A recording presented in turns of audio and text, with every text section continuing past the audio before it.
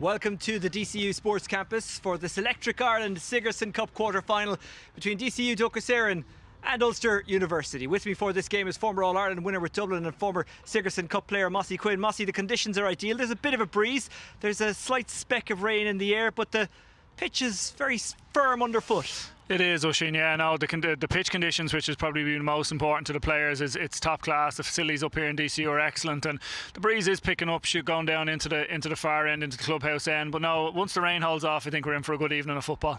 What are you expecting from tonight's game?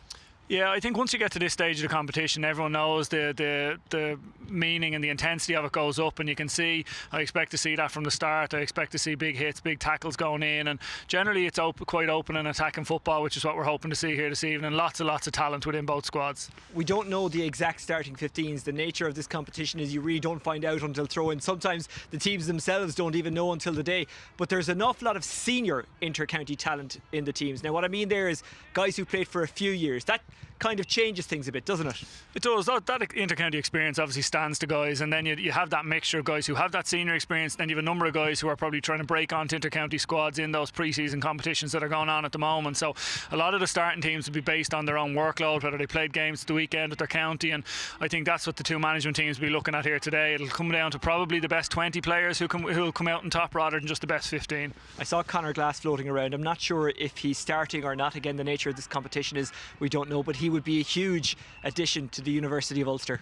He would be, yeah. He'd be a massive addition, and you've seen the impact he's made since he's returned, and he's, in terms of an evening like tonight, you'd imagine his physicality and his skill set would be a big addition to them. Okay, Mossy, I'll let you get up to the commentary box. Let's take a run through the teams as we have them.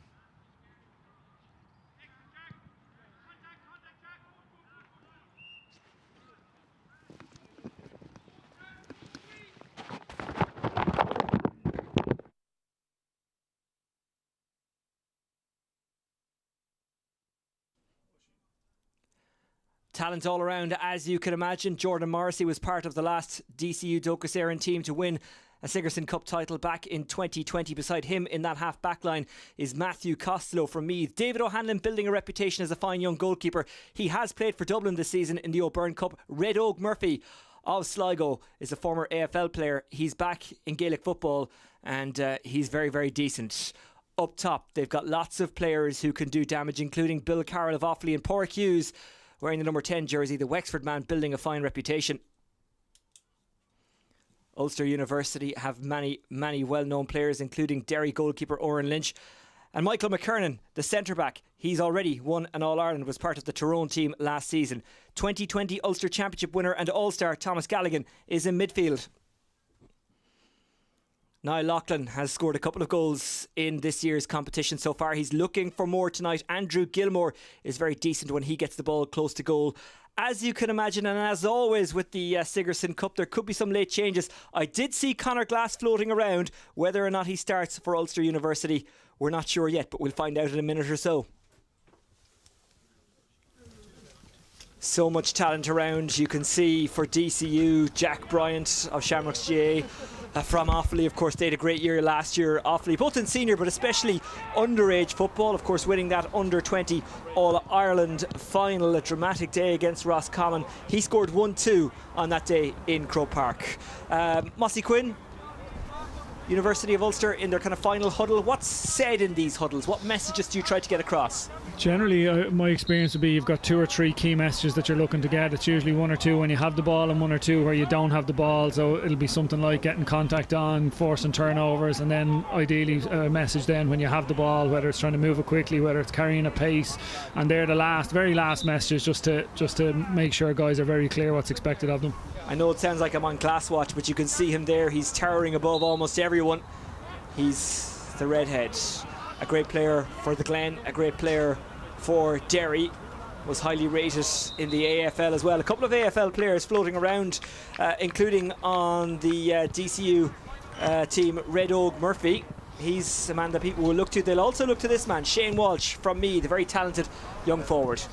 He is, yeah. He had a very strong underage career with Meath. He was a brilliant minor, and he'd be a player that Andy McEntee and Meath management teams would be looking to now to try and kick on once to try and make an impact at senior intercounty. You can see him there. He's a big physical guy, and he's very high skill set, and DCU will be looking for him to pull the strings there if he lines out at centre forward this evening. A 2017 Leinster Electric Ireland minor winner, was called a special talent by one of the Meath selectors in 2019 when he made his senior debut. We might see that talent on show this evening. This is the first of 2 games, by the way, on the Electric Ireland YouTube channel this evening. Coming up a little bit later, a game that is kind of knockout hurling. It's the final group game between DCU and IT Carlow. DCU need to win. IT Carlow are looking comfortable. They've got 2 wins from 2, but it is possible that they could find themselves in a bit of a jam if they were to lose. That's coming up at 7:15 this evening. DCU Dochas Éireann against IT Carlow. The conditions slightly worsening here as Aidan Clark of Tyrone goes through his warm-up. He's one of those players who's kind of floating around the Tyrone panel, and as we're aware, that's a pretty tough panel to get into at the moment. That's a pretty tough panel to make an impact in. Look at some of the players that have walked away in the last season or two, yet still they went on to win an All-Ireland. University of Ulster last won this in 2008. Of course, DCU are the defending champions. Jordan Morrissey was there when they won it in 2020 on this ground. Our referee this evening from Cavan, Conor Dorneen, having a chat with DCU's Jordan Morrissey, the man we just mentioned there from Éire Óg, reached a provincial club final a couple of years ago in Leinster. Here we go with the coin toss. We saw how important the coin toss was in Salt Hill at the weekend. Galway holding Meath scoreless in the first half of that game, or was it more the breeze than Galway that held Meath scoreless in the first half? The breeze certainly a big factor in it. Yeah, you just see the final preparations now. The captains have taken the toss, so both teams stripped, ready to go. The team photo there for Ulster University, and it'll be interesting to see that from the very start, just the different matchups. Obviously, whether it's the 2 starting teams that Lame has started, but usually there's a couple of positional switches, and it'll be more the man marking jobs. You'd imagine Ulster University will have pinpointed someone to pick up the likes of Shane Walsh and Jack Bryant at full forward. Jack's a highly talented forward as well, and exciting forward that we're looking forward to seeing this evening. So some of those defensive matchups will be key. DCU in the final huddle. A relatively new force in the Sigerson Cup. Won their first title in the mid-2000s and have been there or thereabouts ever since. You can see the blonde head of Red Oak Murphy from Curry and Sligo, a guy who impressed in the AFL. He's not currently involved with the Sligo panel, but he hasn't ruled it out in the future. And as I was saying to you earlier on, Mossy, Red Oak needs to be good because he's wearing different colour socks to the rest of his teammates. Yeah, he's gone for the white socks over the navy DCU socks look, you know. So I think when you have a little fashion statement like that, you need to back it up with your performance levels. You know, he's the red boots as well. So yeah, we're expecting big things in that based on that alone. Scored a penalty against St Mary's. Played with North Melbourne in the AFL.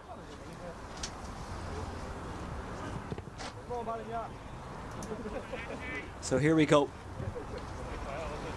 The crowd building around, as with always, and these games the crowd kind of builds throughout it.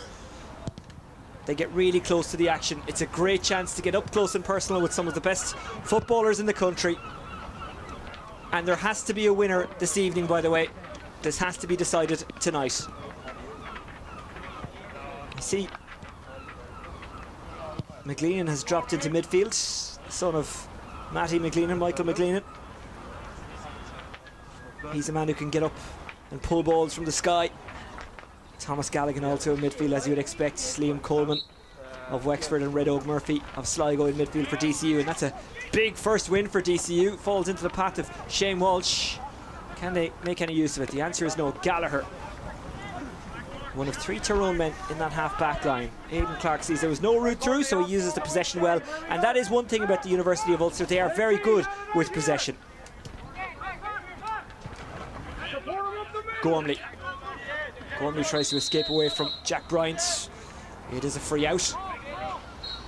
It is, and you can already see DCU have dropped a number of men back. They've no one left inside their own 45 already, like Jack Bryant with the foul there, and as he fouled, the rest of the players retreated back, so it looks like they're going to get a defensive setup. They've got Jordan Morrissey sitting as a kind of a +1 back there, holding the centre back position.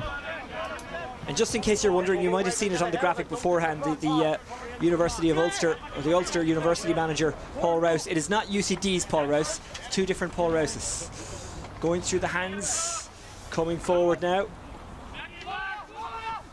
What can Ulster University do from this position? McLeanan, he's so decent on the ball, it was moved out there to Dara Canavan. What a man he is. That's not bad, is it? To have Dara Canavan coming in, to not even name him in the starting 15. An injury affected season last year, but still ended it with an All-Ireland medal. Came on in the final, helped Tyrone to see it home. That's the great thing about the Sigerson Cup. Players like that can just pop up. Into the hands now, Shane Walsh. He's a serious talent, sorry Oisín, he's a serious talent. You could see the jink, you could see the sidestep he had there, and although his pass didn't go to hand, you could see the threat that he's going to offer, and that's someone that DCU are going to have to keep a close eye on. Coming out to meet that is Gilmore. The down man, well capable of getting scores, moves it off to Canavan. Need we say more about him? Carl Gallagher, hard running Monaghan forward. Another man who wasn't named is Liam Nugent. They're looking to get in behind. That was Gallagher. Got it to Derek Canavan, or I beg your pardon, Liam Nugent. That's a shot from a tight angle and a relatively long way out. But it's wide. There was a debate amongst the umpires, but eventually it is waved wide. Yeah, I think it was Derek Canavan who pulled the trigger, and it was one of those, he kind of drove it, they're playing into the breeze that's out there, and it was one of those straight off the laces kick, and it just stayed too straight from him instead of tailing a little bit. Red Oak Murphy goes direct. He was looking inside there for Shane Tierney, couldn't find him. Great feeling by the defender.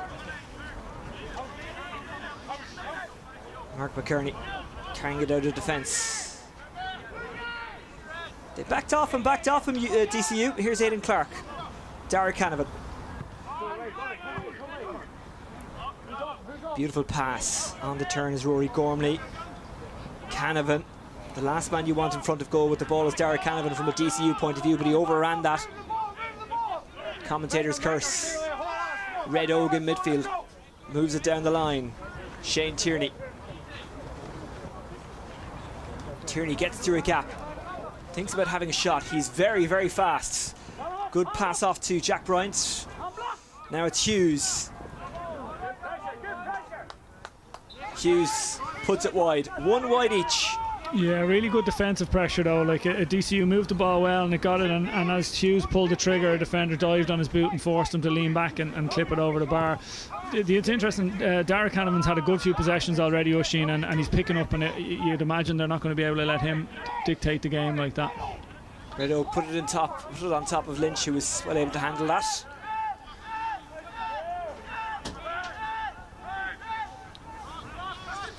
You can see Red Oak wants to get the ball in direct, and he's had two long kick passes in, which is exciting to see, but he's turned both of them over. He's going to have to consider that the next time. Liam Nugent lets it in. That's a really good take. He's away, Gilmore. Gilmore in on goal. Gilmore thinking about goal. Gilmore's dispossessed. What an exquisite pickpocketing that was on Gilmore. Yeah, it'll be very interesting to see that again, whether it was a legitimate tackle. It looked like he'd gone in front of the defender to steal his ground, and whether he just got a little hand in to spill it, or whether he was actually fouled or not. But electric turn and pace to get away and to create the chance. Porrick Hughes won the free. Trying to break through is Bryant. Spill by Bryant. McKernan putting real pressure on him. McKernan winning the ball and then winning the free. Let's have a look at that half goal chance. We'll come back to it in just a second. This is it here. Yeah, just the turn of pace and the directness, and he did look outside, and yeah, possibly a fair tackle. I think it was Daniel Corcoran who was getting back and got the hand in, but it was yeah, it was just showed the threat though that Loughlin has up front. Daniel Corcoran, a former Louth Minor Footballer of the Year. Louth back up in Division 3 now. Mickey Hart guiding them up a division last season. They opened up with a defeat at the weekend against Laois. Rory Gormley inside. Gilmore. Gilmore measures and shoots, and Gilmore gets the score. Yeah, it was a good score, but you could see Galligan, who created that from the middle, he must have had 2 or 3 little give and goes, and he was driving forward and he created that space. Nice little layoff to Andrew Gilmore with a very nice score on his left foot. Gilmore capable of scoring from frees and play. Got a free against MTU Cork. Scored 1-2 against NUIG. This is Ulster University's third game in Dublin in this competition this season. They played one in Abbottstown, one in Whitehall, and now one, I suppose you'd say, up the road maybe, here at the DCU Sports Campus. Mark Barry.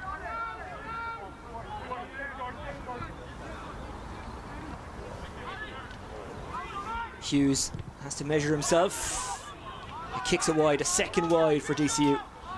Yeah, and again, he's probably under pressure. The Ulster University have a good defensive setup there. They're usually dropping one of their midfielders. That time Rory Gormley sat in front of the D and takes away that little pop ball available to DCU. And you could see they were recycling the ball around, but no real great threat from it. And then it was a poor technique on the shot in the end. McGleenan spills it, and DCU have it back at Shane Walsh. Walsh needs support, has to go backwards. Released by Shay Ryan of Kildare.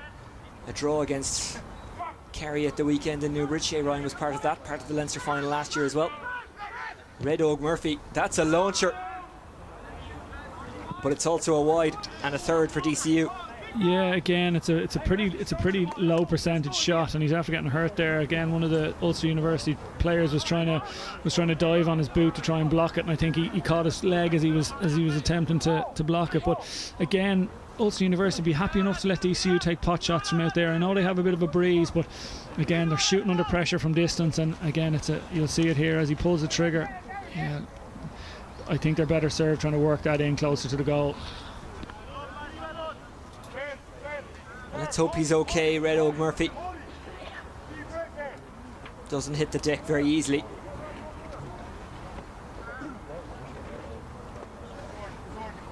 Yeah, it seems to be his knee that they're attending to. Like I said, you could see when he pulled the trigger, the Ulster University defender dived in, and in fairness, very, very bravely, and it was more on the follow through, and it was an impact injury, so hopefully it's something he'll be able to run off. He'll try and run it off. Desperately wants to get his hands on an Electric Ireland Sigerson Cup title. Still an awful lot of work to do. This is only the quarter-final stage.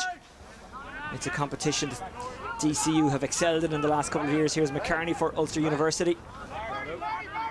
McCartney receives it back. Is he fouled?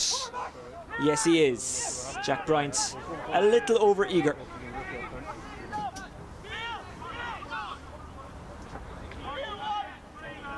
Supreme conditions here. We thought we might get rain earlier on, but that's held off for now. Thomas Galligan. Beautiful move by Galligan. Gets it back. There's no better sight than seeing him run through, and Ulster University look to clip one over, and they have. It's a good score. Kicking it was Liam Nugent of Tyrone. Yeah, and again, it's the same. It's Thomas Galligan. The two scores now Ulster University have got it. Both come from Thomas Galligan taking it and driving through the middle. Every time he gives one hand pass, he is driving, looking for the return ball, and if he gets it, he's obviously creating, and if not, then he's still creating space. So really effective so far, and a well taken point by Nugent. Free in for Ulster University. Yeah, and a little bit of indiscipline there from DCU. They didn't retreat quick enough, and it's one of those, the referees after moving up, I think it's meant to be 10 yards, but it seems to be a bit further, and it's possibly in scoring range now. Derek Canavan still has the ball, but yeah, no, they look like they're going to work it short. Derek Canavan with the skipper in front. It's well taken. Canavan makes the run off the shoulder. He tried to receive it from Gilmore. He's chased down by Bill Carroll. Canavan showing guile and strength. Just about keeps it with the Ulster University. Here is Andrew Gilmore.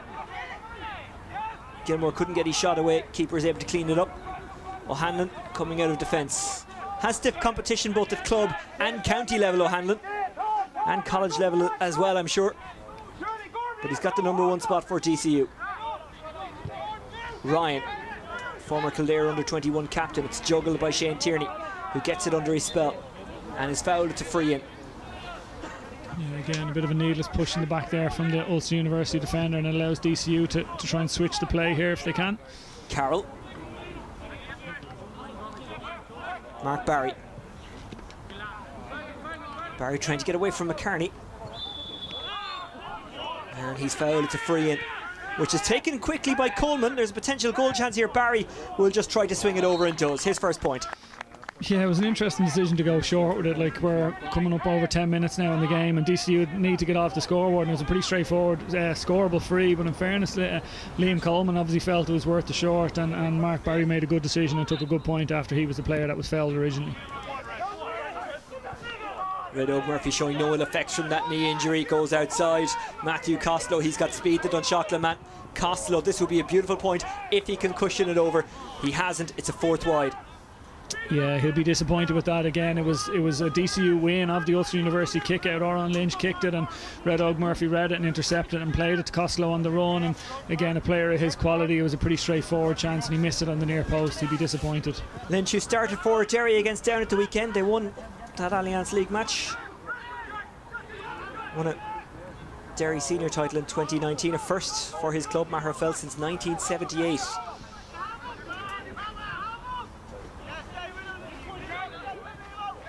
Phil McElroy burning up the pitch.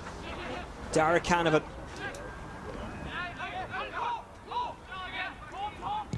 Galligan outside of the boot. It doesn't work out. He was looking inside for full forward Niall Loughlin, who hasn't really got a sniff yet. Red Oak escaped the tackle there. Red Oak Murphy again. Drifts one inside.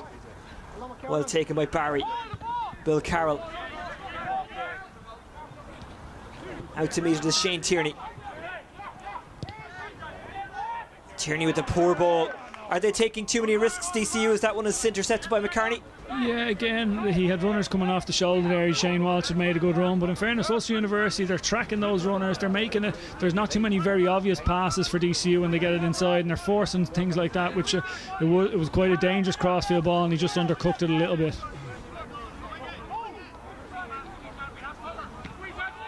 Liam Nugent played for Tyrone in the McKenna Cup. Played against Armagh. They didn't win that night, but I'm sure it was a good night for him, making his debut.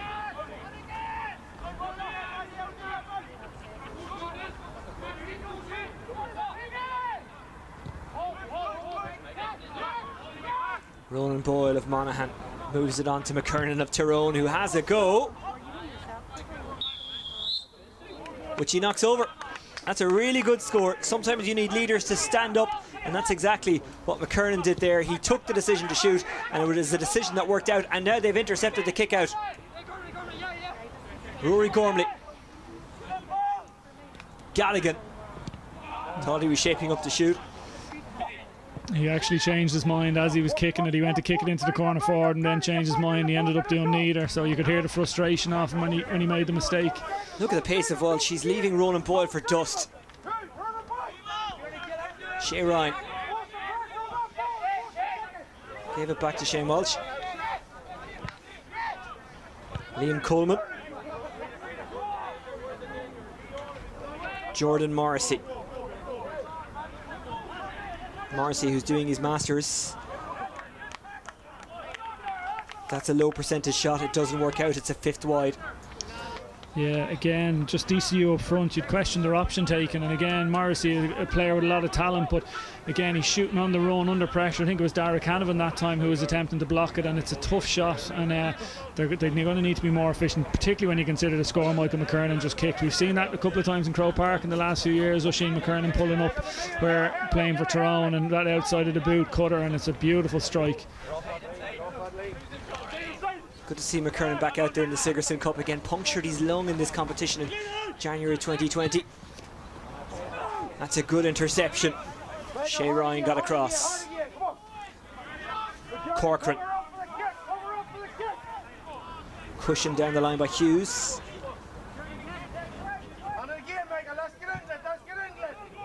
Mark Kern has to scarper after that. Gormley will try and beat him to it and does, but Kern gets a bit of a break.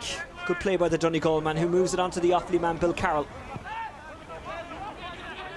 Carroll trying to shake off Andrew Gilmore, and has given away the free, overcarried. He did, yeah, and again, he was isolated there. When he got the ball, he looked up and there was no one moving inside, and he turned back into it. And in fairness, Ulster University, as they have been for the first 15 minutes, very strong defensively, getting over, getting contact, and forced him to overcarry the ball. I was about to ask you as we come up to the water break, what do you make of it? But of course there are no more water breaks. No, they're gone now, so we're gonna. Do you know what? It's no harm in the sense of letting players trying to keep figuring it out on the pitch themselves, and I think it's something that you'll see these players looking to do. Gallagher moved it to McKernan. McKernan, it's a risky enough one. It does work out. It's really well taken by Niall Loughlin, who gets a good point. Excellent stuff from Niall Loughlin of Derry. Really nice score again, and it was a beautiful ball played into him. One bounce into his chest, exactly what anyone in the full forward line would like, and turned onto his left foot and swung it over. And that's the difference between the two sides so far. Oisin, Ulster University, a little bit slicker up front, and they're working the ball into their scores in good zones, and they're not forcing shots, and it's something DCU are going to need to start doing. Given that it's Loughlin, I thought he'd go for goal. He's goal hungry at the moment. He's scored 2 in the Sigerson so far this season. He scored a goal for Derry against Down in the league at the weekend as well. Rory Gallagher doing a great job with Derry. Shay Ryan, Jordan Morrissey, Mark Curran. Curran has got Costello outside. Costello back to Curran. Curran makes little of the angle and gets a really good score. Yeah, much needed score for DCU, and again it was well worked, and it was a better position to be shooting from this time. And although you mightn't necessarily want your cornerback pulling the trigger, he proved on that occasion that he was well within his rights to, and yeah, good score for DCU. Fantastic score.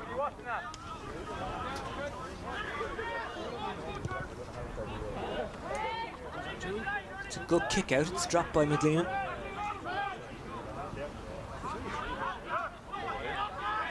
McLean charging forward.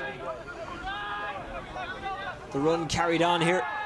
Thomas Galligan, it's intercepted, but there was a foul. Yeah, two powerful runners there when you see it. Like McLean took it initially from the kick out, and even when he won the kick out, it looked like he spilt it, but he was like he slowed down to let the DCU player come in, and then he picked it up and injected the pace, then gave it on to Thomas Galligan, and again very, very direct. And you know, we've talked about it already, he created the first 2 scores. He's after winning a scoreable free here now. He's doing a lot of damage for UU going forward. Rory Gormley with Luke Toy. 2 men getting close to each other, and this should be guided over, and is Niall Loughlin, his second of the game.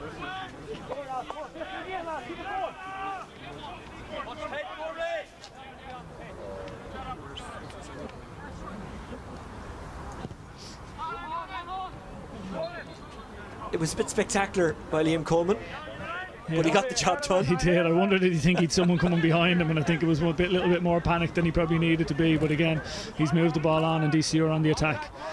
Toey of Sligo rampaging forward. Has the out ball in Shane Welsh. Costello. Fumbled, regathered.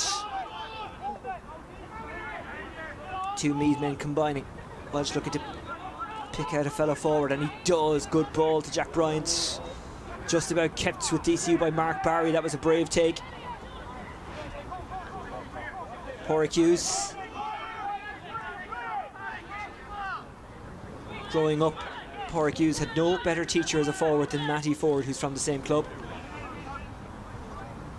I imagine it's how young St Vincent's forwards look at you, Mossy.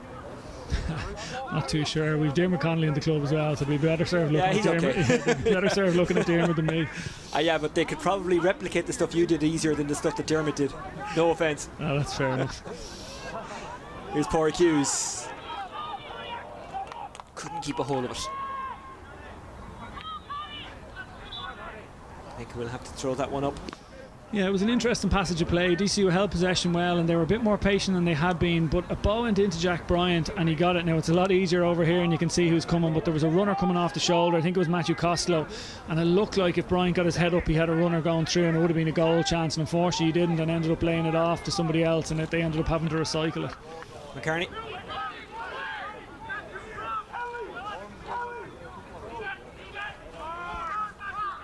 McLean trying to shake off Toey. Galligan's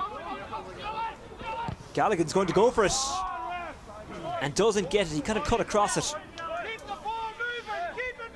Yeah, again, it was you could see his disappointment. The minute he kicked it, he knew he hadn't stayed over the ball, and it was slicing out to the right and wide. And he'd be disappointed because they'd worked hard to get the ball back and to work it into a position, and he could have brought it on a couple of yards. And certainly similar to what he'd done earlier on in the game, he could have engaged with one of the other defenders and slipped it off and created a chance for one of his inside forwards. We might have to come back to something here, because the referee's been spoken to by one of his fellow officials.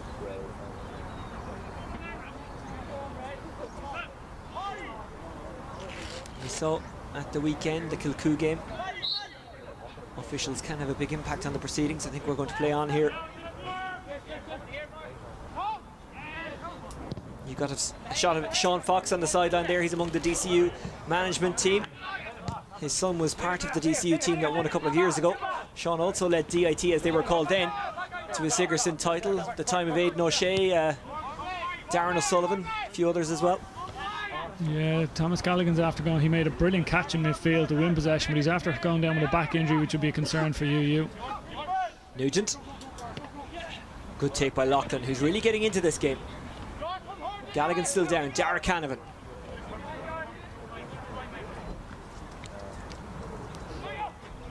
All that is going on while Gallagher off camera is still down. DCU look to break the ball through Luke Toy, and they do. And now they'll break out. Costello is making the underlapping run. Plenty of numbers for Costello to aim at as well. Here's Shea Ryan. Ryan still going, goes down in the square, and it is a free. Ooh, that was very close. And you know what, that all came, Oisín, from the dispossession, a brilliant defensive dispossession. I thought, did you say it was Luke Towie? I wasn't sure. I thought it might have been Jordan Morrissey, but the minute it was turned over, DCU broke, and you could see the pace, got it to Costello, and in fairness, Shea Ryan, so you've gone from your wing back to your full back, and very, very close to being a penalty, but it will be a tap over free to reduce the gap again. And it will be Mark Barry, the O'Dempseys of Leishman. Two between them. It's flying by. It's a good game. It is, yeah, and they're very evenly matched, and the difference has probably been just a little bit more quality up front for University Ulster. But two good teams here, and it's well set up. As night falls on Dublin, Mark Barry at that point, he was also part of the panel in 2020, and then the world stopped a couple of weeks later. We didn't know how good we had it that night. Yeah, Jack Bryan seemed to get involved there probably fairly needlessly. It was going to be a free out for UU, and he kind of went over and seemed to get involved. And yeah, let's have another look.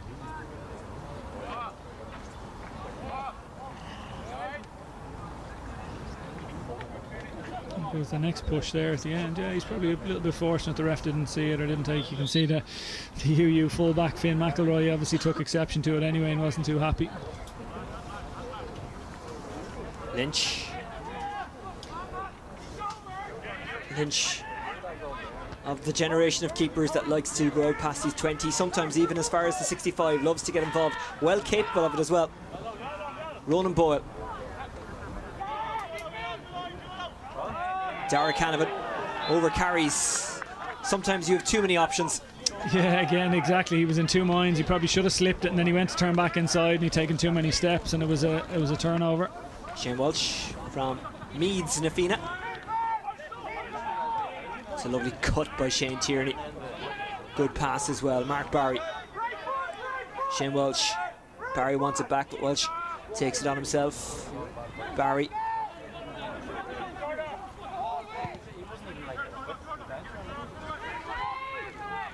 There's a good ball back to Jordan Morrissey. Shea Ryan. Lovely pass. Didn't catch it right. A sixth wide for DCU.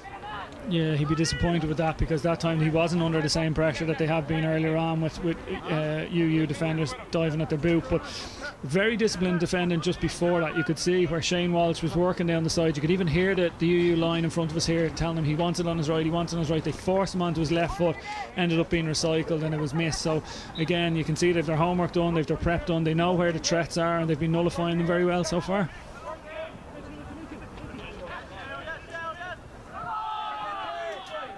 DCU telling Lynch to get on with it, which he does. You can always tell when a keeper is lacking options. They just boot it into the centre. Red Oak Murphy plays a bit of 1-2 with Liam Coleman. Great take, lovely catch. Mark Barry looking for his third.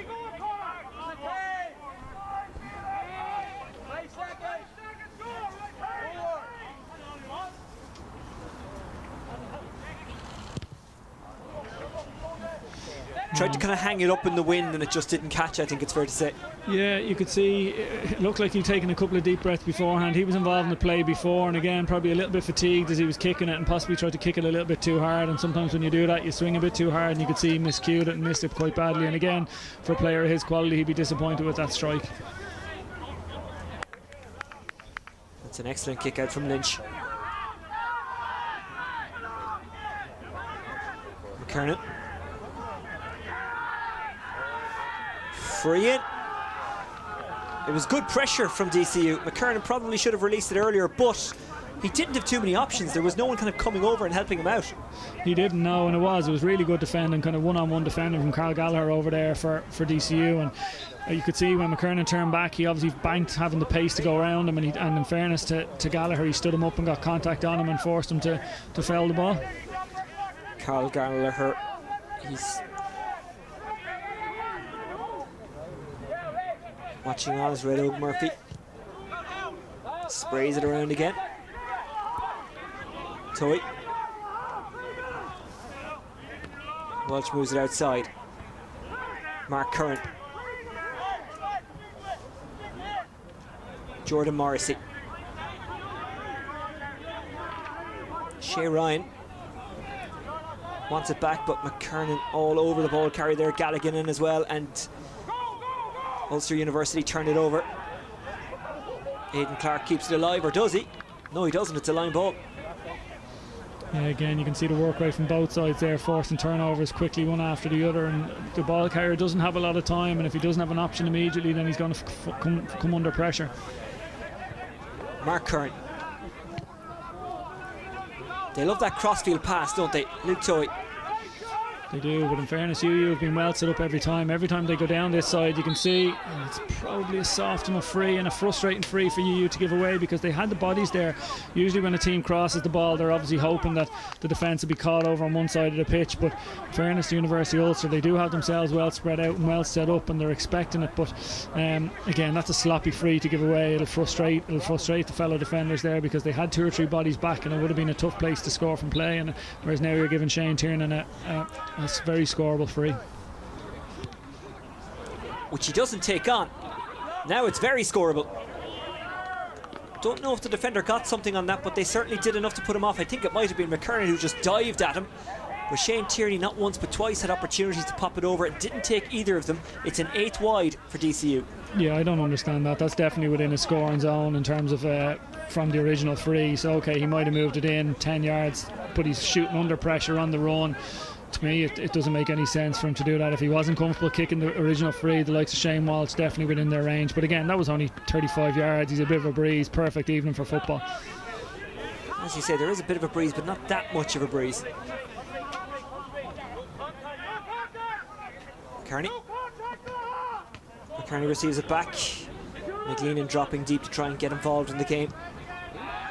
It must be frustrating for DCU, because they are kind of breaking the deep line defence by running at them, but they haven't taken the opportunities, and Liam Coleman couldn't hang on to it. It's a line ball which Finn McElroy will take, the young down player. Really good tackle from McElroy that time. He went stride for stride, waited for the DCU player to play the ball, got a hand in and actually knocked it off him to win the sideline. And UU have been a bit sloppy going forward themselves in the last few minutes. They've got as far as the kind of half forward line, and then it's been turned over. So just as we come up to the half-time whistle, they'll be looking to add another score. McElroy, who made his down league debut at the weekend. Here's Gilmore, another down man. Dispossessed, but was he fouled? Yes, he was. He was, and he's got that intent, doesn't he? Every time he gets the ball, he's got that sharp turn, and there's a bit of indiscipline from DCU talking back, and now it's going to be a tap over free. So while it would have been a straightforward enough free, it's now going to be a guaranteed score for that talking back. But again, just the space Derek Canavan playing at 11, picking up the ball, and I'm just still a little bit surprised they're not putting someone a bit more detail to him. DCU, he's that playmaker there. He's given, that's another good ball he's after giving in, and you can see he's got his hands all over this performance so far. Gilmore, who scored 1-3 for Down in the under-20 Ulster final last season, adds another point for the Ulster University tonight. The game has flown by. We're already in injury time. Haven't seen a board put up. Not sure they have a board. Galligan's under that. But there is time for no more. 6-3 Ulster University lead. Are they worthy of their lead, Mossy Quinn? They are, yeah. Again, it probably goes back to the shooting efficiency. I was actually just counting up there from the DCU wides perspective. I think they've got at least they've 9 by my count, 8 or 9 anyway, certainly so far. So, and again, it's probably the fact that they're forcing shots and they're taking shots under pressure, and you know they have enough talent that they don't need to be taking those kind of pot shots. And I think that's something that they'll be look to be addressed at half time. But from a UU perspective, they'll be very happy. They've been very well set up front and very well set up defensively, and they have a good shape there, and they are getting pressure on the kickers. So very strong performance from UU so far. We'll have a look at the highlights in a few moments, but I can tell you at half time Ulster University lead DCU Douglas Éireann 6-3.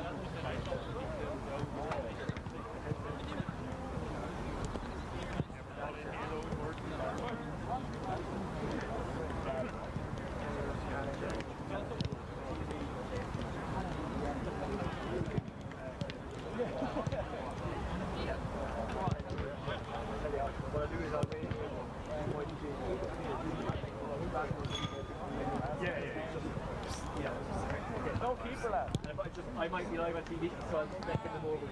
I get them to send this.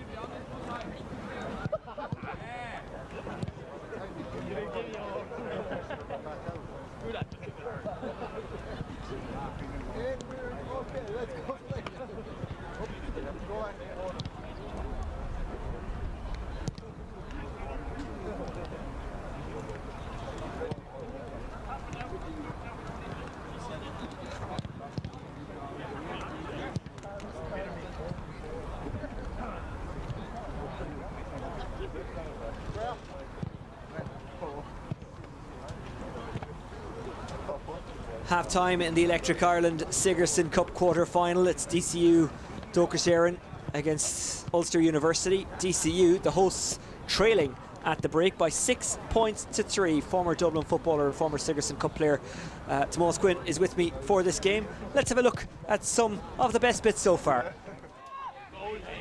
Yeah, I think from the start you could see UU were definitely the more dangerous in the opening exchanges, and a lot of it came from the likes of Thomas Galligan driving through the middle, created a good bit of space here, and Andrew Gilmore. The full forward line have looked dangerous inside of Gilmore and Loughlin in particular, and you could see Galligan, great little delay hop and then the give and go, but look at the intent on him going back, and he's dragging players and then plays it inside, and again another pretty straightforward score for Liam Nugent, and that was where the threat was coming from the start of the game. And it took DCU a couple of minutes to respond. I think it was 11 minutes before they got on the scoreboard, and it came from a short free worked inside to Mark Barry. But again, this was probably the score of the game so far from Michael McKernan. Absolutely beautiful score, 45 yards out, kind of cutting across the ball, and again you see him here on the ball, good ball inside and very sharp turn, very slick inside from Niall Loughlin. And again, that's probably been a little bit of the difference between UU and DCU so far. You haven't really seen DCU get those good balls inside and work scores like that.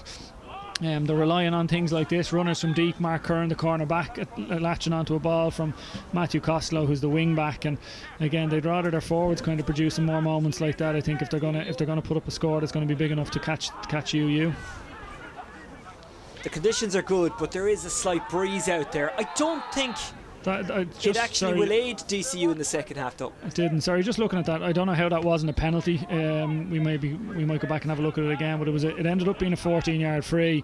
And again, it might be a case that the original foul was just on the line or just outside, but ultimately he was fouled. Like, if you're playing an advantage and you get fouled again, the second foul is that you can obviously be awarded a penalty then. So to me, DCU will probably feel a little bit aggrieved they weren't awarded a penalty there towards the end of the half. But the fact that they've relied on kind of a corner back to get their best score from play, and their forwards with the talent they have, we'll just look at it again just here. I think you see Shane Walsh, good ball, and again Costello's been a threat throughout and very direct running style. You can see he's very comfortable carrying the ball head up, and he knows he's the runner coming inside, and this time it's Shea Barry, the fullback, and as he gets inside, I know the first contact was outside, but ultimately the contact that brought him down, again, if it's an advantage, that's a penalty. To me, that's a penalty. Yeah, I think he's just Galligan's inside. got away with one there. I think so, yeah. And it's interesting though, like we were just talking about DCU scores, like Matthew Costello laid one on to Mark Curran, who's a corner back, and then the possible penalty came when Matthew Costello, the wing back, laid it on to Shea Ryan, the full back. So again, just in terms of an attacking structure for DCU, you'd wonder what the game plan is. They've a lot of talent up front. We haven't really seen from Jack Bryant at all. I don't think he's had a shot in the ball. He's had very limited possession, and same with Bill Carroll. I know Pádraig Hughes has had a couple of wides, and again Shane Walsh has been well marshalled. Now you've got to give a lot of credit to the UU defence, but contrast that to up front, you see Derek Canavan pulling the strings at 11. He's been really, really bright. He's picking pockets to find the space, and he's playing good ball inside. And again, we've talked about the likes of Gilmore and Loughlin inside, and that to me so far is why you've seen UU show that little bit of extra class. Well, DCU need to come out and show something in the second half. It is knockout football. It is a quarter final. Coming up a little bit later on, by the way, it's a 7:15 throw in for the Electric Ireland Fitzgibbon Cup clash between DCU and IT Carlow. IT Carlow looking good at the moment. They've got 2 wins. DCU need to win tonight. Waterford IT up against Maynooth University. They've got 1 win. So if they win tonight, it's looking good for them. But if DCU win and Waterford win, which they are likely to do against Maynooth, then 3 teams will be on 4 points, and that means it would come down to scoring difference. If there's 2 teams on the same amount of points, it comes down to head-to-head. But that's the hurling. That's later on. Join us for that. What will Ulster University look to do in the second half? Maybe more moves like this. Yeah, and again, what I like is it's generally pretty one touch, okay, until Galligan gets it, but they know, and again, he takes one hop, gives and go, and it's just that intent. You can see, well worked, and obviously a straightforward finish coming through the end, but again, the power of Galligan coming through the middle, and you've seen that from they can mix it up. They've the likes of Galligan, they've the likes of Gormley, who are strong ball carriers, and then they've the likes of Canavan or McKernan, who are giving that good ball inside, and just something interesting. It's a cool evening now. It's got colder now since the kind of sun's gone down, and and you can see UU went in and they're in the dressing room still. DCU finished their team talk a couple of minutes ago, and they're out there doing kind of warm-up exercises, and it's one of those where they're obviously raring to go, but there's no one here to go against at the moment. Maybe they feel they haven't got going yet, so the management and coaching team feel they need to kind of get them going and go through a few exercises, go through the paces a bit. Yeah, I think so, but like, it's not ideal that you have to wait, like, as in, obviously the messages are obviously been pretty clear. They obviously feel there's not a huge amount to say. There's obviously just a quick touch up on what's worked well and what they need to improve on, but again, they're not even going out into their positions yet, because they know there's no point. There's still no sign of UU, and it's not that it's a massive trek into the dressing rooms here, but the fact that they went in was always going to mean it's going to be the full extended break. Now the referee seems happy enough. Umpires and that are still in the middle of the pitch, so I don't think they're overstaying their welcome inside. But DCU, obviously, it's not about talk, and they're obviously looking for actions here. So that's the reaction they're looking for from the players. DCU, the defending champions, or if you're being very pernickety, the winners the last time the competition was held. Can you be a defending champion if there was no competition last season? I'm not sure, but that's a debate that quite frankly would be boring and pointless. DCU won it the last time it was held. They won the final here against IT Carlow. IT Carlow losing both the Electric Ireland Sigerson and Fitzgibbon finals in 2020. Can't get through to the Sigerson final this season. They're out of that, but they're still involved in the Fitzgibbon, and we'll watch them a little bit later on. I think the referee has the look of a man who wants to get going again, Conor Dorneen from Cavan. Yeah, he looks like it, and DCU certainly want to get going. And just looking around, there doesn't seem to be any substitutes. I'm just looking. There's possibly one. I think number 22, Robert Finnerty from Saltine Knocknacara, it seems to be stripped off up there in the forwards for DCU. So that looks like that possibly be one change, because you'd imagine they'd be looking to, certainly going forward, looking to get a bit of fresh legs in there and see if they can get a bit more creativity. Finnerty, one of those forwards who I would class as just a stone cold killer. Every time he gets the ball, he thinks goal. Someone's been sent to get them out. It's a long run. Well, not for you, but for someone like me it is. The umpire won't thank the white coats are coming. The white coats are coming.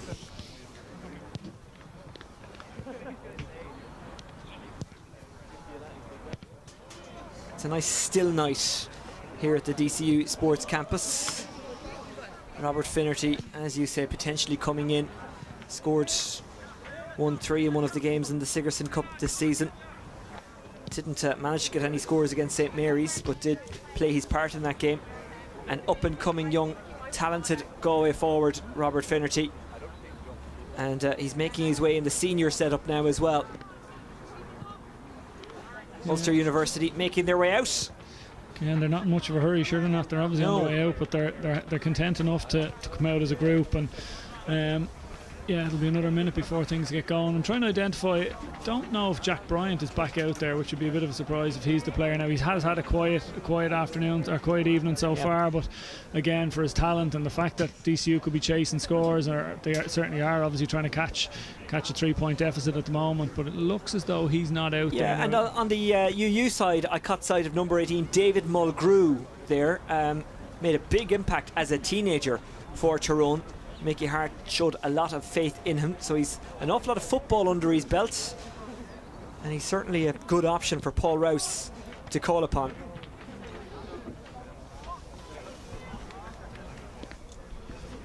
So we'll see if he's involved.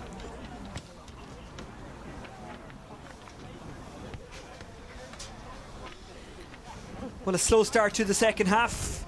David Mulgrew does appear to be in. He will start the second half. Now, for whom has he come in? That's the question. Well, the main thing is for UU, it's not Thomas Galligan anyway. We saw him going down with a back injury, but he's in the shot there just in front, walking back out to midfield, and he's been a key player for UU so far this evening, and they'll be looking for him to push it on now in the second half. David Mulgrew, the man that Mickey Hart threw in aged 19. McLeanan has dropped to midfield for the throw up or throw in, whatever way you want to call it. And after all that, they're still stopping for a water break. They're in no rush.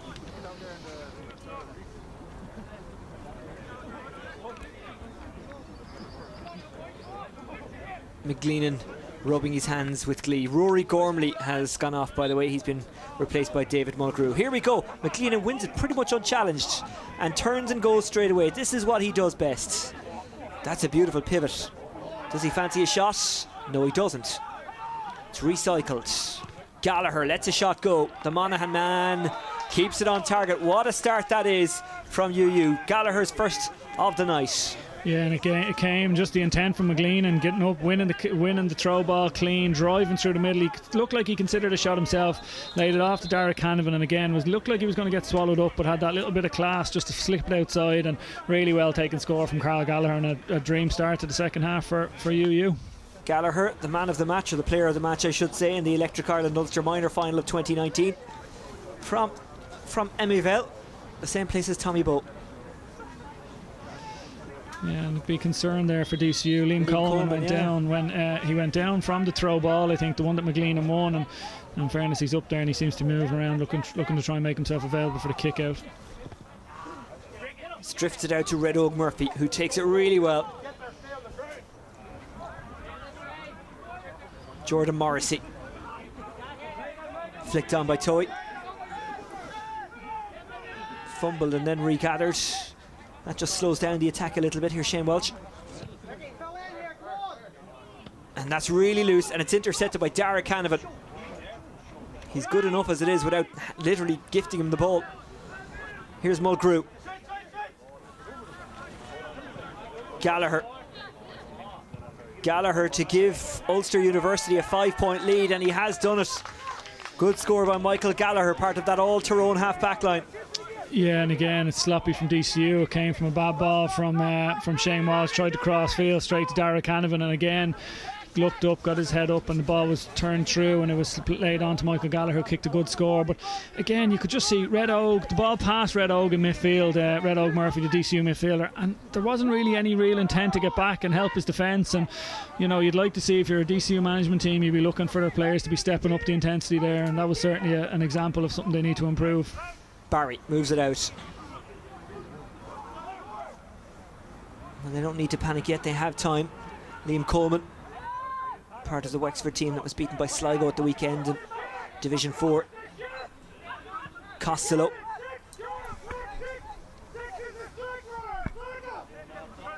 Costello looking for a runner and finding one, of Mark Curran, who's already got one. Curran might be in on goal here. Curran tried to shake off his man, and it just about falls in from Mark Barry.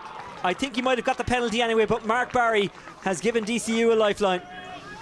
Yeah, again, just a direct running, and it was Costello first of all, and then it was, like you said, it was Mark Curran. And again, this has been a recurring theme for DCU, where it's the full back line are nearly the ones driving them on, and you could see Costello patient, waited for the runner, and real pace there from Curran, and straight down the middle. And it'll be interesting, he lays it off well here, and just how does it end up in the net? I think it rebounded back to him off Lynch. Yeah, it did. Yeah. And Lynch tried to get his foot down and he couldn't get it down, so kind of rebounded off Barry, and the goal, big score for DCU, exactly what they need. It was fumbled in. Mark Barry on 1-2. He's played well tonight. That's Robert Finnerty, by the way, wearing number 22. And before you ask, yes, he is the son of Anthony Finnerty. Well, the green flag has been raised, so the goal stands.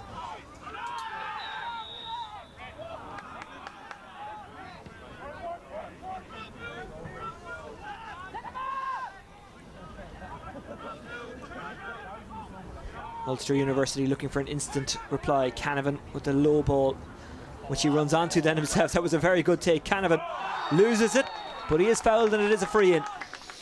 Yeah, again, he showed, I think it's a yellow card there for the defender, and just that bit of class. And again, it's just he's picking up ball, and he's picking it up so easily, I would say, Oisin, in the sense that he's not under pressure having to win it. And he actually, if he was the inside forward, he would have wanted a better ball. The one that he kind of gave it in along the ground, which isn't ideal, and it bounced off the inside forward. But look at this little clip up and the jinx straight away, and the awareness, and again, just even the way he hopped the ball, it was that touch of class. And again, it'll be a chance for UU to extend their lead, which they put over through Andrew Gilmore, his third of the game. Two of them have come from frees. extends it back to a 3-point lead, and again it's a good response to the goal. I think that's always one of the things. If you do concede a goal, you don't want to compound it by letting them get the next score, and again by extending it back out now they've given themselves that bit of breathing space. Hanlon hanging it up for Costello to run onto.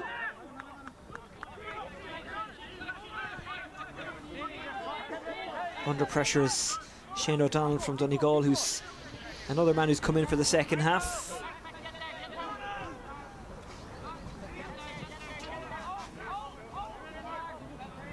Toy. Morrissey. Good ball to Toy.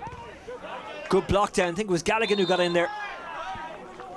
And the referee gives the free in for a push. That's frustrating for the Ulster University because they defended it. It looked like the ball was going to break kindly for them, and then there was a push and a free in, and now there's dissent, and it makes the free all the more easy. Yeah, brilliant block. And again, I'd be interested to see if there is a push. I don't think there's a push in that. I think to be honest, I think the DCU player, I think Pádraig Hughes was going down himself anyway and nearly kind of fell over, and he probably a little bit fortunate to get that, and then indiscipline moved the free forward, and it's been hammered over the bar there by Robert Finnerty to get himself off the score sheet and back to a 2-point game. Robert Finnerty of Salt Hill, Knocknacarra. That's a clever turn by McLean. Oh, but not a clever pass. It's blocked by Toy, who goes down on it. Liam Nugent is over him. I'm not sure if it's a line ball or a free, but from that position it's pretty much the same thing.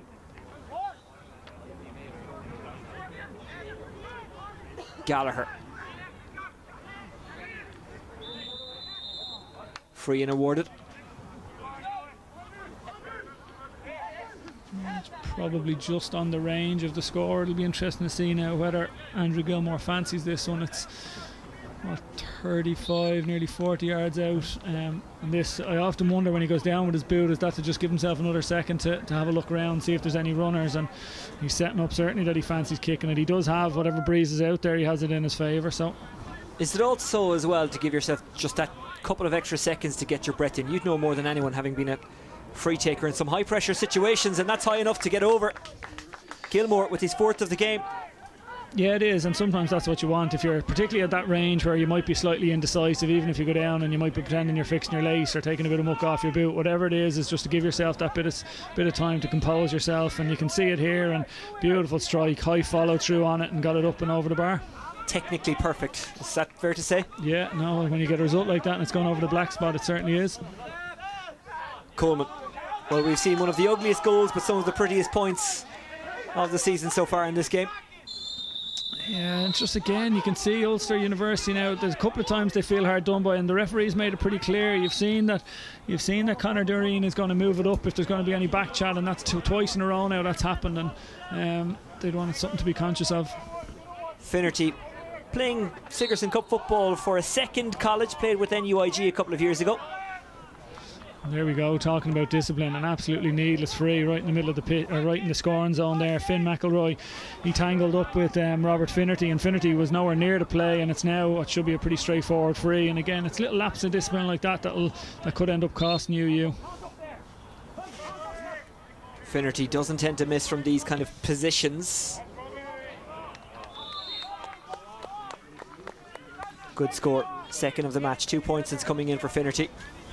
Working under Pádraig Joyce, could you ask for anyone better to work under if you're a Galway forward trying to learn your trade?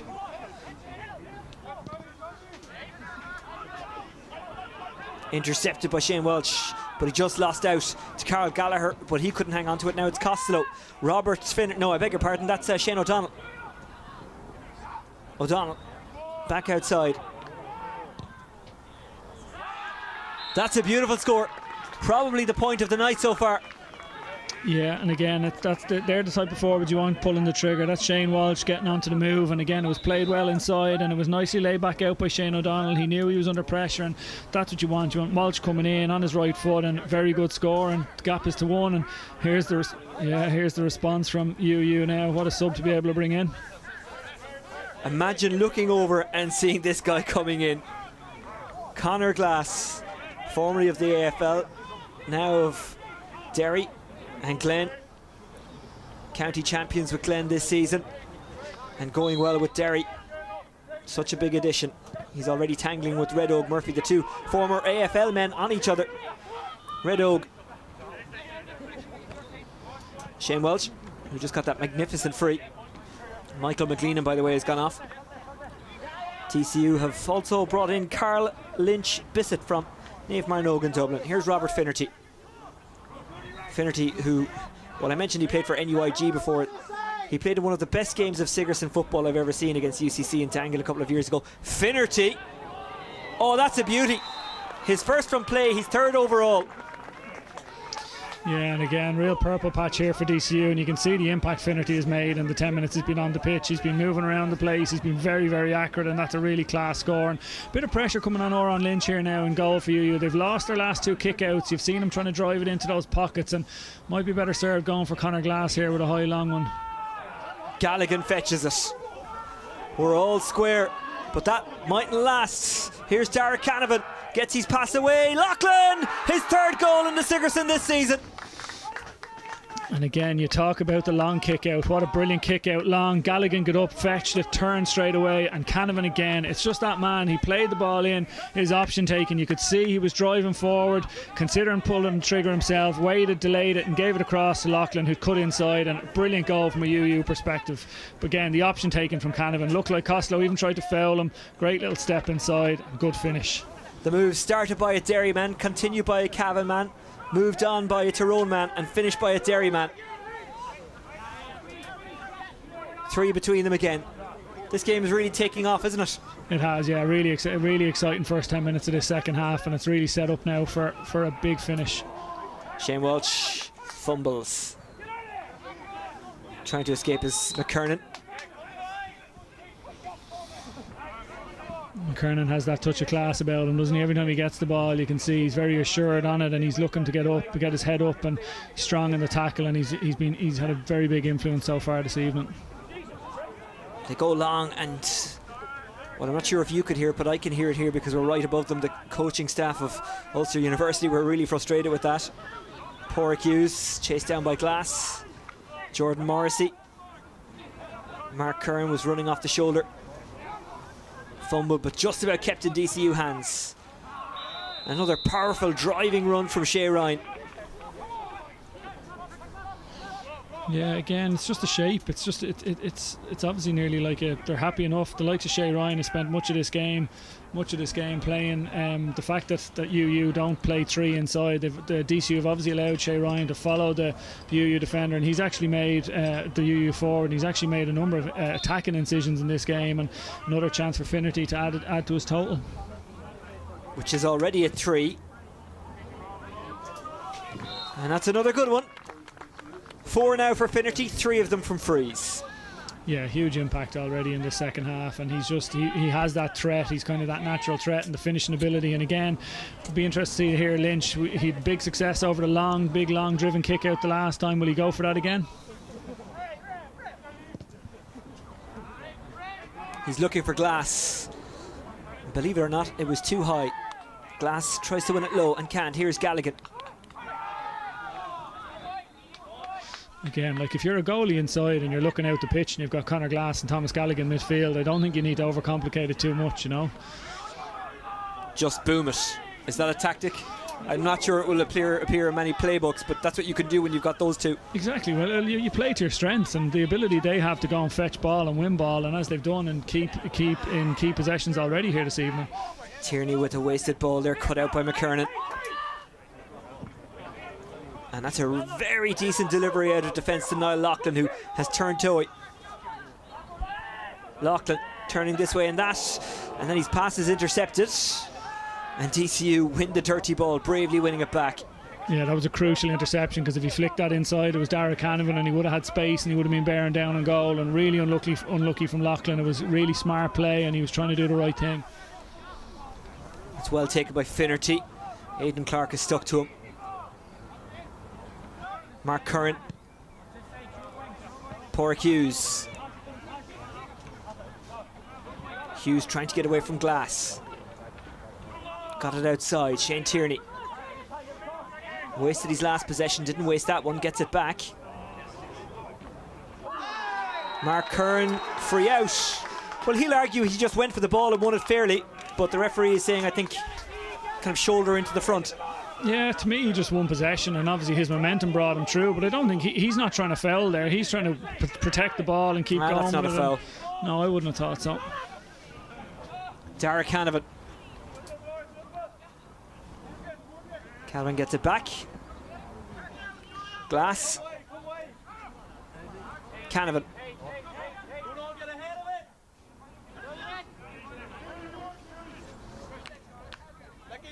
Mark McCartney. James Garrity from Tyrone will be joining us soon. He'll come on for Ulster University. Ronan Boyle.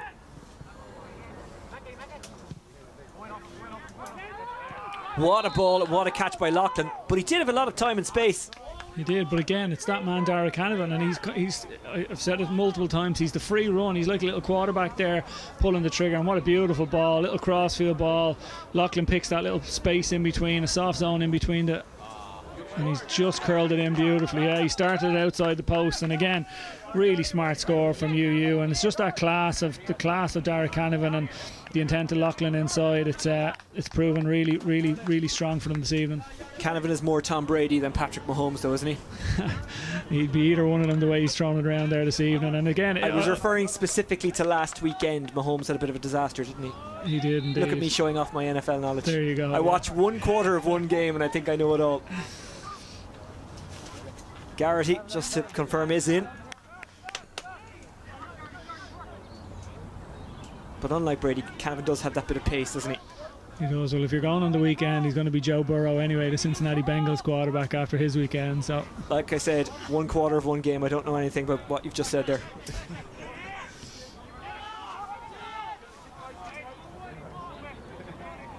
Toy. The driving run again from Welsh. Look at him go.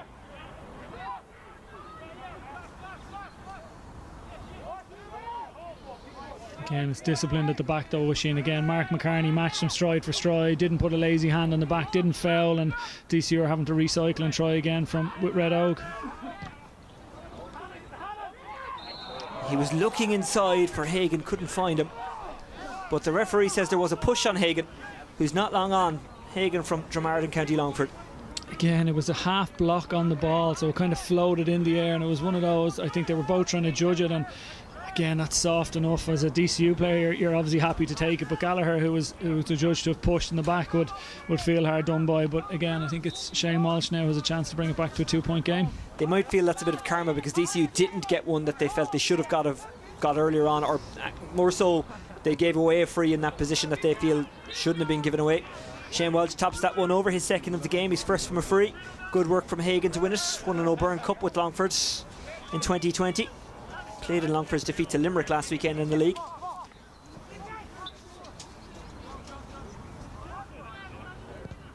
It's nearly a given now that these guys are in their county setup, isn't it? It That's is. intercepted by Liam Coleman. Sends it to Toy, or I beg your pardon, Jordan Morrissey. Shane O'Donnell finds a man inside. That man is Coleman. Robert Finnerty moves it on. Red Oak taps it. Oh no, he doesn't. Hits the woodwork. He thought about goal for just a second, and then he said he'd take the point. He was unlucky to hit the woodwork. He was maybe a bit unbalanced as he struck it. Yeah, again, it's an opportunity missed, but again, they're putting themselves under pressure. That came from a kick out.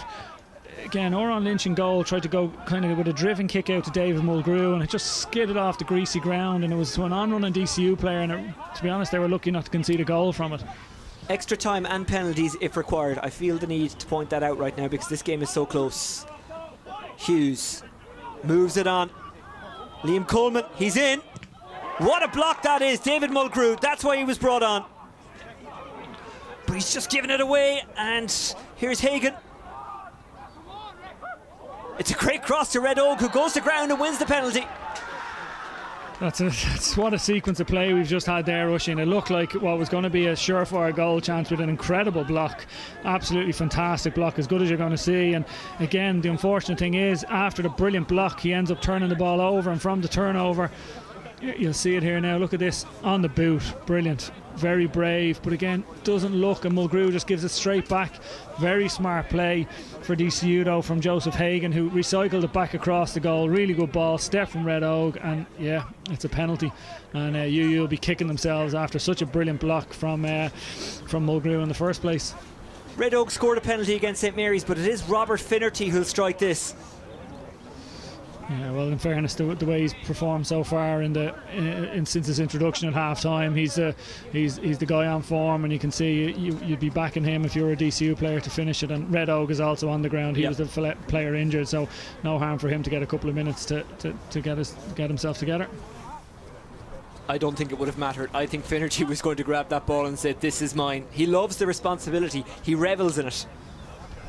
Yeah, and look, that's what you want to see. A young forward coming in and free taker, and he's obviously, whatever teams he's played on growing up, be it underage teams with his club or even as he goes into adult grades now, that's what you want. You want that responsibility, but it looks as though he is stepping back, and it is Red Oak. Oh wow. He was obviously waiting to see if Red Oak was okay from the injury, so yeah, like you said, he scored in the last round or previously in the competition, so he'll be looking to replicate it again here. Well, if he scores, then it's the right move. If he doesn't, then everyone will say, well, you were injured, maybe you should have let Robert Finnerty take it on. Red Oak Murphy against Oren Lynch. Sligo against Derry. This to put DCU in front. Beautiful penalty. Absolutely, yeah, exquisite finish, really confident, and he knew running up to the ball and took his time, and again placed it really high into the far corner, sent the keeper the wrong way. So DCU now find themselves leading for the first time in the game.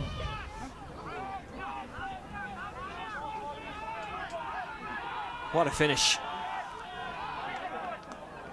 And now the ball is won by Hagan. Finds its way to Finnerty. What a pick-up that was. Finnerty wanted it back from Curran, gets it back from Curran.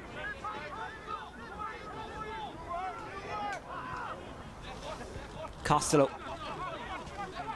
He can move at pace. Finnerty regathers. Lynch Bissett has won underage titles with Dublin. Kevin Lynch Bissett. Jordan Morrissey. DCU looking very patient, looking very confident. Liam Coleman.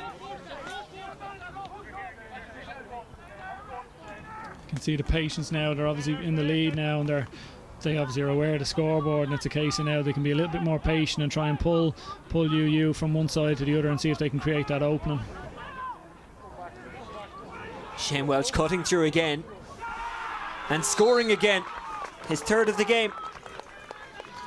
Yeah. Great point from the Meath man. Excellent point, and again it was that patience we were talking about, and again just that little bit of class. And in the first half, Walsh wasn't able to create those spaces, wasn't finding those pockets, and you could see just UU, whether it's just a bit of fatigue, they couldn't stay with him, and they've gone to the long kick out again. And again, I can't understand why they haven't been playing that long kick out more in this second half. They put themselves under pressure, and you see it there. Galligan gets up and wins it, and now UU are on the attack. Galligan of Cavan, who'd an opening day win in the league against Leitrim at the weekend. The first time those two met competitively since the mid-90s, which is strange considering they are neighbours. Here's Niall Loughlin. Doesn't catch it right. In fairness, there was a brave block there from Liam Coleman, who just threw himself at that. Absolutely, yeah. He forced Loughlin to rush it just a little bit, pulled the trigger, snapped at it, and didn't get that follow through because he knew he was going to get blocked, and dropped it short into David O'Hanlon's arms.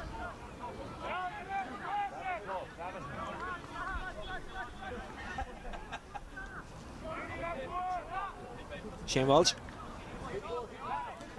trying to get away from Ronan Boyle. That's not easy to do. Glass tries to retrieve it. Was very careful in how he challenged there. Collided with Toy but didn't foul him. Yeah, again, I think he was being smart. He was trying to go for a dispossession rather than a big hit and possibly give away a free, and it just didn't work out for him. Porrick Hughes. That's a good ball into the path of Jordan Morrissey. Great dispossession. Nugent got in there, but DCU won it back. And here is Joseph Hagan. And that's a good score. It is, yeah, and again, you'll feel a little bit unfortunate. Again, it was a good dispossession, but it happened to fall. Morrissey was driving through, a really good tackle here, but it fell straight to DCU, and quick hands here just to set it up, and again, pretty straightforward score. And again, just the difference in the second half of DCU going forward, and bodies there and taking much better shot options, and body language of UU. They're fatiguing now, they're a little bit tired, they're 3 points down. Can they dig it out now? This DCU's first game at home in the competition this season. They beat Maynooth in Maynooth, beat St Mary's away as well. Another turnover off their own kick out, Oisin, and again this time he was going for the corner back Ronan Boyle, and Boyle had a little bit of space. Again, to me, I don't understand why you're trying a risky enough kick out to a corner back, even though he is 45 yards out, when you've got the power of the guys in midfield and the ball winning. And yeah, it's something I'm sure you will look at the end of the game and consider. Corcoran, who's been excellent at corner back. Jordan Morrissey. Walsh. He's been a real pick-me-up for Meath football fans after the weekend they had. That said, on the first weekend of the league, you don't get too carried away, good or bad. Although I did ask an Armagh fan on Sunday morning what time the homecoming was. Jordan Morrissey. Carl Lynch Bissett. They're in again. Oh, off the woodwork. Chance not gone yet. Here's Hughes, who takes the points. Yeah, and again, DCU were full of confidence at the moment. Carl Lynch Bissett, really strong run there through the middle, really unselfish, laid it off, and you can see, look, good composure, driving through the middle, good layoff. Possibly could have been slipped back to him and it would have been a pretty straightforward finish. And again, he kept going, flicked it back out, and smart play from Pádraig Hughes just to take the point and extend that lead. And we're kind of coming into the closing stages, and you know, they're very strong position now, DCU. I appreciate that people will accuse me of having a massive book of GAA cliches, but their bench really has made a difference. Hagan, who got the point a couple of minutes ago, almost got the goal there. He's the one who rattled the crossbar. Robert Finnerty has scored well since coming in. O'Donnell has done well. Lynch Bissett. All of the players that they've brought off the bench have made a positive impact. Here's McKernan driving on, the All-Ireland winner with Tyrone. That's the wrong option. Yeah, that is the wrong option, and again, whether he was shooting or whether he was trying to just get it across, I'm not too sure, but either way it wasn't the right option. And again, he obviously, I presume he was told it wasn't the best option in a nice friendly manner by one of the DCU lads, and they're just having a chat about it there just to sort it out. It's all good. The smile on McKernan, walking out with Longford's Joseph Hagan. That's the smile of a defender who's given the similar advice he's just received to plenty of forwards over the last couple of years, so I doubt it's anything that he hasn't heard himself. They're all very helpful to each other out there, aren't they? They're always giving each other advice. It's like a little support network. The defenders are very keen to tell forwards, you know. Like a fun LinkedIn. There you go, yeah.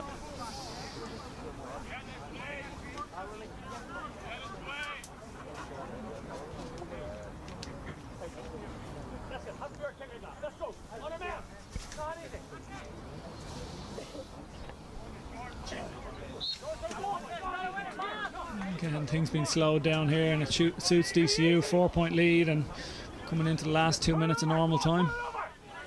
It's a good take by O'Donnell. O'Hanlon. Corcoran. O'Donnell carried it out, gave it to Toy. Allows Daniel Corcoran. Oh, they've given it away. Here's Derek Canavan, the last man you want to give a ball to, and he got the goal. And they're back in it. That was pretty incredible, to be honest. It was obviously just a total lapse from the DCU defender. He obviously didn't realise Canavan was behind, and again, you might think that's, look, he didn't even look, and a little bit of cuteness from Canavan and nice little sidestep, and just bundled it in. But again, what a game. It looked like it was going to peter out. Now it's right back in the mix again with just a point in it. Well, I thought I wouldn't have to do this again, but now I do. Extra time if required. It has to end tonight. Brilliant from McKernan there. He came from a centre back spot and jumped, and he broke it straight down, and you can see that after hurting himself a little bit there, but when a possession needed to be won, he got up and Again, that's a silly foul from a DCU perspective, high tackle. And we talked about big players in games, and a game looked like it was going away from him. Okay, it was given on a plate to Canavan, but that's that little bit of cuteness. He wasn't in that position just by accident. And okay, he's back, and look, it's something Daniel Corcoran, he'll think what happened there. And the minute he gave it, you could see he realised Canavan was the player there. And again, just when you need a goal and you get something like that, and again from the kick out, again Michael McKernan driving forward at the kick out, broke it down, and now you have the ball in their hands, and they need a score as we clock ticks into the 60th minute. Lynch goes for it. It has to end tonight. It doesn't have to end right now, but it does go wide, so it could end, if not right now, very, very soon. Yeah, to be honest, I don't really know what to say to that. That's a dreadful option to take. Yeah. Like even if that's Niall Loughlin, who is 1-3 or 1-4, or Dara Canavan, I don't think that's a good option. But for Oran Lynch to come up the pitch and to try that shot from close to the sideline from 45 yards when they need a score, it just beggars belief from my side of things. Seamus Loughlin of County Down has come in. He is replacing Liam Nugent of Tyrone. DCU, will they just hang on to it? Shane Welch. It was risky, and it wasn't worth the risk because Glass has it back, and now he's won the free in. They have the ball, they have the possession. That's the first part. Gallagher. They got to get it to Canavan. You got to get it to the play, like to Canavan, Loughlin, these guys, Gilmore, who've been pushing it all night for them. And Seamus Loughlin didn't catch it right. Is that the last chance? Again, you can nearly play back there what I just said about Oran Lynch's effort. You know, like it's just, again, it just shows you in games a lot of it comes down to decision making. It's not just your physical ability or your what you can do from a speed or a skill side of things. It's your decision making, and again, that's just a really poor decision there from Seamus Loughlin. I know he's just on the pitch, he wants to make an impact, but that's not the play. And again, it's probably letting DCU off the hook.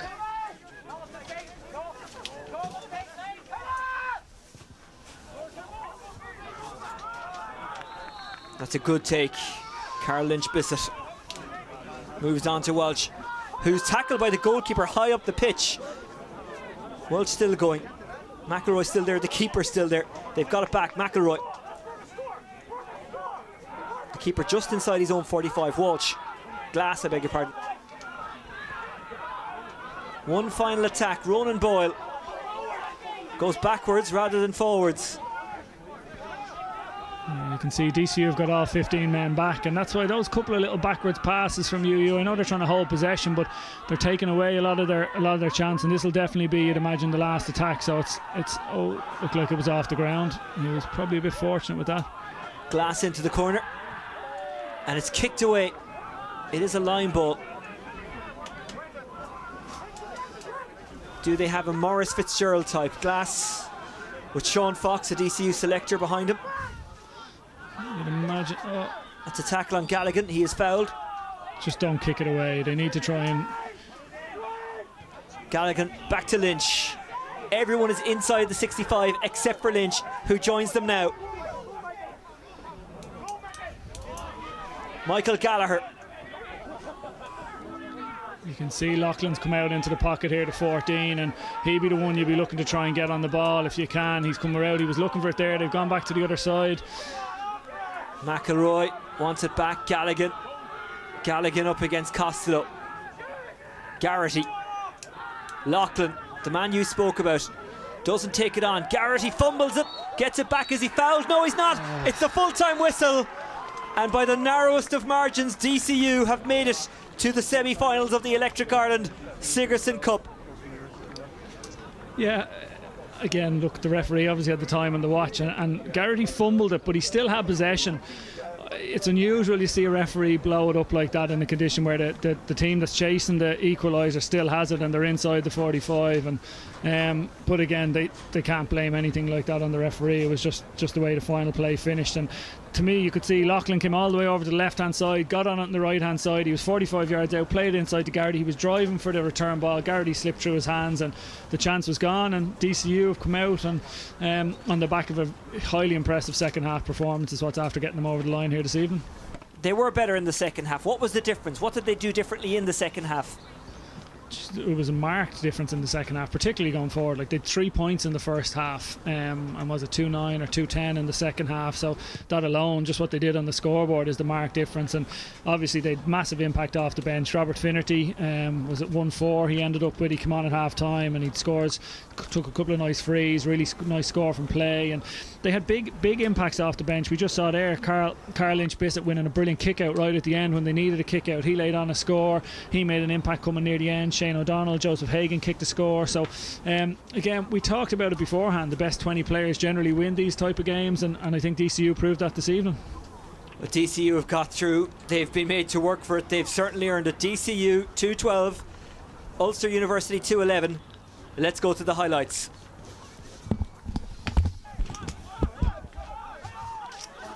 Yeah, and just taking up with the second half, and it was a dream start from Gallagher with a lovely score on his left foot, and it looked like Ulster University were going to keep going from where they finished the first half, and they were the better side. They had that little bit more composure up front, and they were in control, and I think this is probably what changed the game. It was the first DCU goal and a drive and run, and it was a mark of their performance all night. Mark Curran, Shay Ryan, Matthew Costello, and laid off and bundled over the line from Mark Barry. But that was the goal that got them right back into it. It sparked them into life a little bit, and it was it was a strong performance from there on. You can see here, pretty straightforward free from UU. And again, this is this man Finnerty when he came onto the pitch, Robert Finnerty, and again, that's a pretty straightforward free to get him off the mark. But his next couple of plays after that, he had some key plays. Here he is, just outside the D. Lovely left foot, lovely strike. This is Shane Walsh's first, if I'm not mistaken. Yeah, it was again nice layout, and again he wasn't finding those pockets in the first half. He's been forced wide onto his left foot, and this is where you started getting runners. And this is Finnerty's score from play, beautiful score, and this was 3 or 4 in a row from DCU. And in fairness, you look at this for a response. Galligan, brilliant catch, and the intent then straight away onto Dara Canavan, speed. Costello tried to foul him, he still laid it off, and Loughlin stepped inside, finished in the net, and put UU back into a commanding position. But fairness to DCU, they responded again straight away. That man Finnerty with the long range free, beautiful score to get the scoreboard going again. And Loughlin, in fairness, the Derry man Niall Loughlin, he had a really strong game for UU tonight, and coming near the end when they needed a score, he was the one kind of hunting to try and get possession for the equaliser.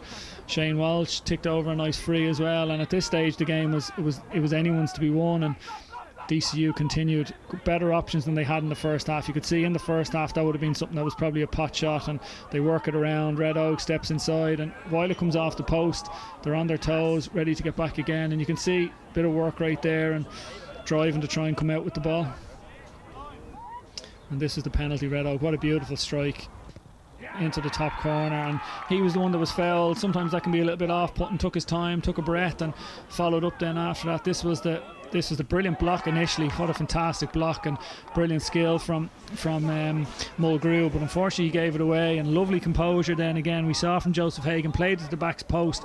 Red Oak stepped inside, and it was the trailing leg of Michael Gallagher that brought him down, and that was the penalty. And this was Shane Walsh's best play of the evening. Broke through, you see the pace, the power, he has it all. That's why Meath are looking forward to seeing, and similar Morrissey here. And this is where the game was going for DCU. Little ball spilled and dropped outside, and little pretty straightforward score for Hagan. So at this stage DCU are commanding. Again, we've already talked about Carl Lynch-Bissett made a big impact, drive and run, kept going, was aware for when it came off the post, and straightforward point. And at this stage DCU were 4 up, and it looked like the game was going to be over. But again, this mistake, it's something that when they look at the video, that Daniel Corcoran won't enjoy seeing that one again. I'm sure something his teammates will remind him of this evening, now that thankfully they've come out on the right side from his point of view. And you wouldn't like to see a game decided on a mistake like that, but some of the option taken from UU coming in the last couple of minutes, they were a point down, and you could see there Oran Lynch outside his 45, way outside his scoring zone, or it just didn't really make any sense. And even here, just look at the little fumble, and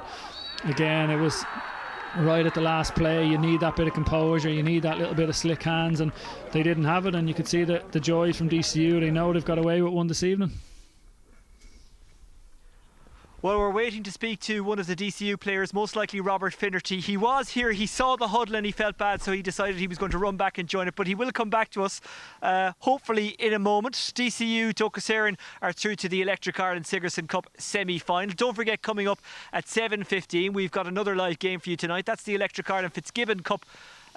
Well, not quite quarter-final, well, definitely not quarter-final, but it is kind of knockout, because if DCU don't win tonight, then it's likely they will exit the competition. They're on 2 points. They won against Maynooth, but they lost against Waterford IT, so they kind of have to win tonight against IT Carlow, who themselves are on 2 wins and who are looking good. Waterford are playing Maynooth at the same time, so we'll keep an eye on that game as well and tell you how it affects the group standings. If it is a 3-way tie on 3 teams with 4 points, then it will go to scoring difference. If it's 2 teams on 4 points and we need to separate one of those 2 teams, then it will go down to head-to-head. We'll see how that plays out throughout the night. Now, you're seeing more than I am. You know more than I am if Robert Finnerty is coming back to me or not. He will come back in a second. He is on his way back to me now. And Paddy Christie, his manager, is going to come over as well. Robert Finnerty really, I don't know if you'd say he individually changed the game when he came on, but he certainly got some big scores, and he thought he was going to get a penalty as well, but Red Oak Murphy took it. Robert Finnerty of DCU, formerly of NUIG, of course. Congratulations. Talk to me about the second half. You came on in the second half. What was the instruction from Paddy as you went out? Because you were trailing and you hadn't played particularly well in the first half. Yeah, I suppose mainly just to stick to our game plan. I don't think there was any real big change. I think we felt the work rate probably wasn't where it should have been in the first half, and I suppose it was similar to our last game against St Mary's. I don't think started well in the first half and we came out again, showed off a big performance in the second half, so look, we're delighted with it. You got on top, you got the momentum. Was that just through hard work, or was that through just backing your skills, showing a bit of kind of maybe going a bit more direct? Look, I think it was all to hard work, really. I don't think it was a case that the skills weren't there in the first half. I suppose we were probably disappointed in a few cases with composure, with a few shots that I suppose some of the lads would normally put over, but no, I think most of it came down to hard work in the end, rather than skill set. That's now a couple of close games you've won. Do you feel there's something coming together with this DCU team? Yeah, well, I think it'll stand to us anyway. 2 big games in the bounce now. St Mary's, we literally just won by the skin of our teeth, and same again tonight. So look, it'll stand to us as a group going in. I'm not sure how the other UL game went. I think that's who we draw in the next round. So whoever comes out of that, we'll see. But look, we think it'll stand to us anyway. And what about you? Every time you get the ball, you're looking to the goals, you're looking to score, and if you can't do that, you manage to make the right pass. You're an old school, selfish killer forward. It's good to see. I don't know, I wouldn't say that. A few things went right today, look, but I'll see how I get on in the next round. Robert, thank you very much. You might stay there for a moment. We're just going to wrap it up from this part of our broadcast. Remember, it is a double header coming up, the Electric Ireland Fitzgibbon Cup clash of DCU and IT Carlow. We're really looking forward to that. Hard luck to Ulster University. Well done to DCU.